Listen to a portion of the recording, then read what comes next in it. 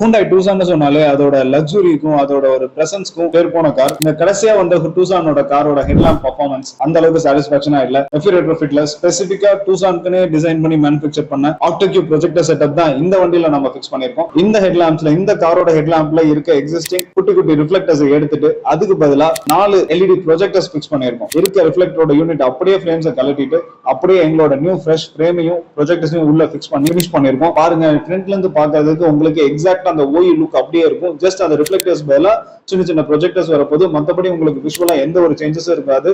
But ஆனா light அவுட்புட்ல தான் உங்களுக்கு மேஜர் சேஞ்சே. வண்டியில இருக்க லைட் அவுட்புட்டை விட, அதாவது ஸ்டாக் கண்டிஷன்ல இருந்த லைட் அவுட்புட்டை விட 10 மடங்கு உங்களுக்கு லைட் வெளிச்சம் ஜாஸ்தியா இருக்கும். 10 மடங்கு வெளிச்சம் ஜாஸ்தியா இருக்குங்கிறதால ஆப்போசிட்ல வரவங்க பிளைண்ட் ஆயிடுவாங்கிறது கிடையாது.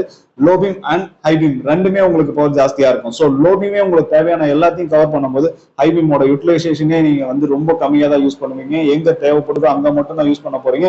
ஸோ யாரையும் நீங்க பிளைண்ட் பண்ண போறதுல கான்பிடென்டா நீங்க டிரைவ் பண்ணலாம். யாருக்கும் நீங்க தொந்தரவு கொடுக்க மாட்டீங்க. இந்த மாதிரி உங்களுக்கு காம்ப்ளெக்ஸா எல்இடி சிஸ்டம் உடைய ஹெட்லாம்ஸ்க்கு ஆக்டோகியூ செட்டப் அந்த மாதிரி எங்ககிட்ட இருக்க அட்வான்ஸ்ட் லைட்டிங் ஆப்ஷன்ஸ் உங்களுக்கு வேணுமா, எங்களை கான்டாக்ட் பண்ணுங்க. எஃபி ரெட்ரோஃபிட் சென்னை.